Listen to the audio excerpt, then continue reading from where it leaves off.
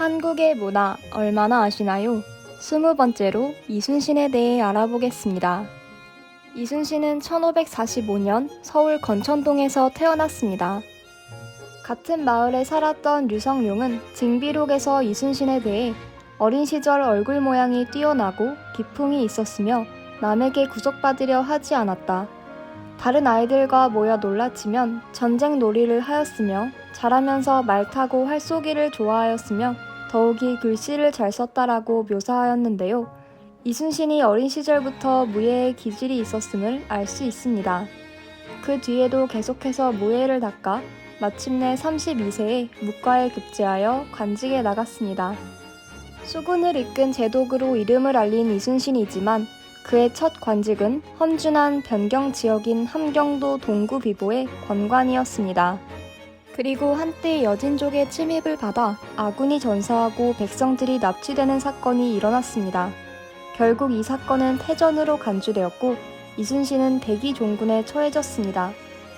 이렇듯 그는 묵과에 급제한 후 15년 동안 승진과 좌천을 반복하였고 마침내 1591년 전라 좌수사로 부임하였습니다.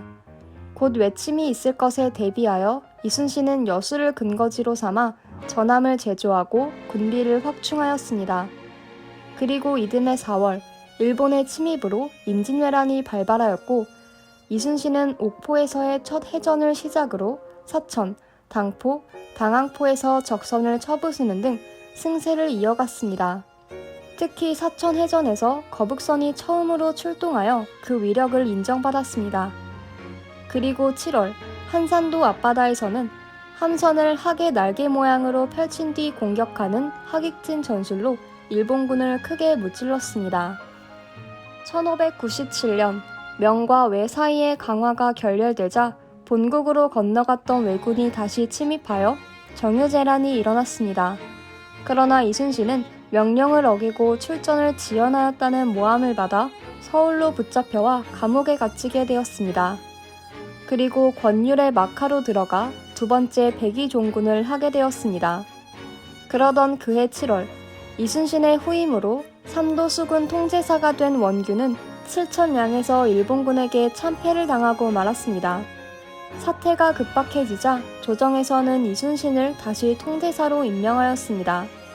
그러나 다시 돌아온 그를 기다리는 것은 겨우 120여 명의 군사와 12척의 전함뿐이었습니다. 서둘러 전함과 병력을 정비한 이순신은 13척의 전선과 빈약한 병력을 거느리고 명량에서 133척의 적군과 대결하여 31척을 부수는 큰 전과를 올렸습니다.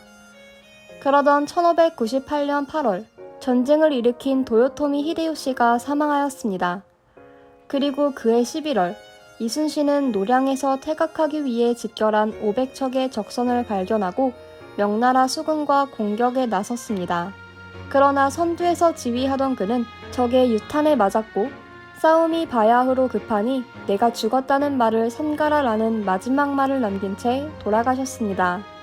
세계해전 역사상 유래를 찾아보기 힘든 승전의 주인공인 이순신은 임진왜란 중에 큰 공을 세워 위기에 처한 나라를 구하였으며 뿐만 아니라 그의 지극한 충성심과 숭고한 인격, 위대한 통솔력은 민족사에 독보적으로 길이 남아 지금까지도 우리에게 큰 울림을 주고 있습니다.